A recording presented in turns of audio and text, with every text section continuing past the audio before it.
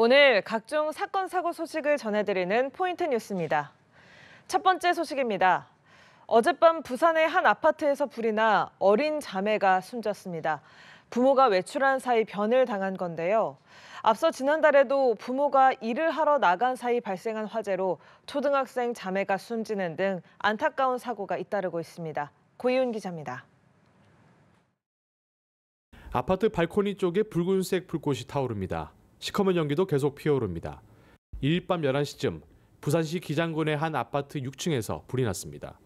출동한 소방대에 의해 불길은 30분 만에 잡혔지만 집안에서 8살, 6살 여아가 발견돼 병원으로 옮겨졌지만 숨졌습니다. 이들은 자매 사이로 부모는 화재 당시 외출 중이었습니다. 말하면 알겠어요. 근데 애기들인데 한참 손도 빠지죠. 아이들이 진짜 아무 이상 없이 조금만 다쳤으면 싶었는데 안타깝게. 불이 난 집은 스프링클러가 없었는데요. 이 아파트는 건축 허가 당시 16층 이상만 스프링클러 설치가 의무였습니다.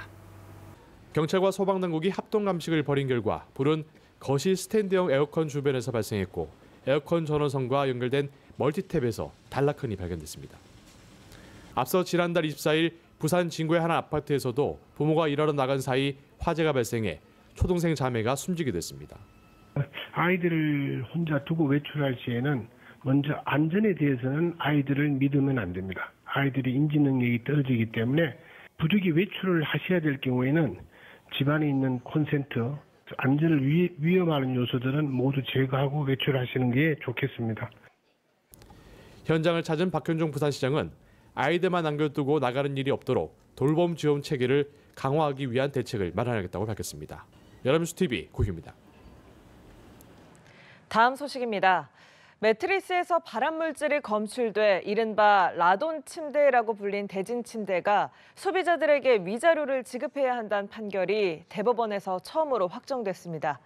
관련 질병으로 이어지지 않았더라도 정신적 고통을 받았다면 피해로 인정한 겁니다. 한웅희 기자입니다.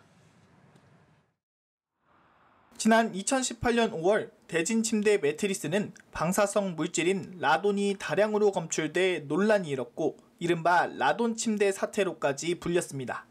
라돈은 세계보건기구 산하 국제암연구센터가 1급 발암물질로 분류한 물질로 폐암의 주요 원인으로 알려져 있습니다. 소식이 알려지자 매트리스를 구매한 소비자들은 질병이 생기는 등 신체적, 정신적 고통을 겪었다며 손해배상을 청구했습니다. 1심에서는 매트리스를 제조하고 판매할 당시 방사성 물질을 원료로 사용한 가공제품을 규제하는 법령이 없었다는 이유로 대진 침대의 손을 들어줬습니다. 하지만 2심에서는 실정법상 라돈 방출 물질의 사용을 금지하는 명문 규정이 없다거나 사용을 제한하는 구체적 기준이 없다고 해서 당연히 그 사용이 허용되는 것은 아니라며 위법성을 인정해 1심을 뒤집고 원고 일부 승소 판결을 내렸습니다. 대진 침대가 구매자들에게 각각 매트리스 가격과 위자료 100만 원을 지급하라고 한 겁니다. 대법원도 소비자들의 손을 들어줬습니다. 대법원은 소비자 130여 명이 대진 침대를 상대로 낸 손해배상 청구 소송에서 원고 일부 승소로 판결한 원심을 확정했습니다. 대법원은 제품을 사용하던 중 독성물질에 노출된 피해자에게 질병이 발생하지 않았더라도 사회 통념에 비추어 피해자가 정신상 고통을 입은 것으로 평가할 수 있다면 위자료를 인정할 수 있다고 판단했습니다. 다만 2심과 마찬가지로 매트리스를 함께 사용한 구매자 가족들의 청구는 받아들여지지 않았습니다. 이날 대법 선고는 라돈 침대 사태와 관련해 7년 만에 나온 첫 확정 판결입니다. 연합뉴스TV 한웅입니다. 세 번째 소식입니다. 마약을 상습 투약한 혐의로 기소된 배우 유아인 씨가 징역형 집행유예를 확정받았습니다. 대법원은 검찰의 상고를 모두 기각하고 징역 1년에 집행유예 2년의 원심 판결을 확정했습니다. 정우진 기자입니다. 배우 유아인 씨는 마약을 상습 투약한 혐의로 지난 2023년 재판에 넘겨졌습니다. 유 씨는 지난 2020년 9월부터 약 2년 반 동안 수면 마취를 가장해 의료용 프로포폴 등을 180회 넘게 상습 투약한 혐의로 기소됐습니다. 다른 사람들에게 대마 흡연을 강요하고 일행들에게 증거를 인멸하라고 시킨 혐의도 받았습니다. 큰 심려를 끼쳐서 다시 한번 정말 죄송합니다.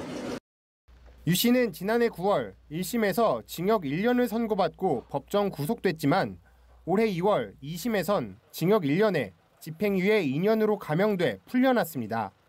1심 재판부는 유 씨의 증거인멸 지시와 대마흡연 교사 혐의 등은 무죄로 판단했지만 엄중한 처벌이 불가피하다고 봤습니다.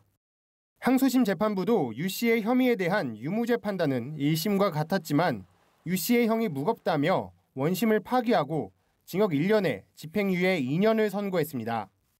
재판부는 우울증 등을 겪어 제대로 잠을 잘 수 없었던 상황에서 이뤄진 범행이라는 점과 재범 위험성이 높지 않다는 점을 고려했다고 설명했습니다. 검찰은 이에 불복해 상고장을 제출했지만 대법원은 원심의 판단에 문제가 없다고 보고 검찰의 상고를 기각했습니다. 한편 유 씨와 함께 대마를 흡연한 혐의로 기소된 최모 씨도 징역 8개월에 집행유예 2년을 확정받았습니다. 연합뉴스TV 정호진입니다. 마지막 소식입니다. 병원에서 처방받은 약을 복용한 채 운전을 하다 적발된 방송인 이경규 씨 사건을 계기로 약물 운전 문제가 다시금 조명받고 있는데요. 최근 약물 운전으로 인한 면허 취소 사례가 급증하고 있는데 명확한 가이드라인이 없어 문제입니다. 방준혁 기자입니다. 도로교통법상 약물운전 혐의로 검찰에 넘겨진 방송인 이경규 씨. 불법 마약류가 검출되진 않았지만 경찰은 이 씨가 처방받은 약물의 영향으로 정상적인 운전이 곤란한 상태였다고 판단했습니다. 실제 이 씨는 병원을 방문하기 위해 길가에 차를 주차하는 과정에서 주차돼 있는 버스를 가볍게 추돌했고 주유소 세차장에 들러선 벽을 들이받기도 했습니다. 공황장애 약을 먹고 몸이 아팠을 때는 운전을 하면 안 된다는 것을 크게 제가 그걸 인지하지 못했어요. 앞으로 주의하도록 하겠습니다. 최근 5년간 약물운전으로 인한 면허 취소는 3배가량 늘었고 관련 사고도 끊이지 않고 있습니다. 지난해 11월 신경안정제를 먹고 8중 추돌 사고를 낸 무면허 운전자는 1심에서 실형을 선고받기도 했습니다.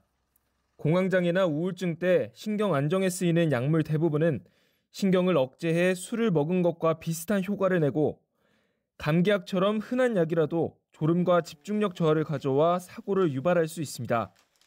도로교통법 제45조는 약물로 정상적인 운전이 어렵다면 운전을 금지하고 있지만 문제는 정확히 어떤 의약품을 말하는 건지 일반인들은 알기 어려울 뿐만 아니라 운전과 관련한 구체적인 가이드라인도 없단 겁니다. 의사결정 능력에 영향을 주면 그것이 바로 이제 약물인 것인데 그런 것을 좀 더 명확하게 할 필요가 있다고 보입니다. 범법상이고 그 치명적인 사회적인 피해가 생길 수 있다고 하는 것을 공유하고 관계기관이 적극적으로 알리는.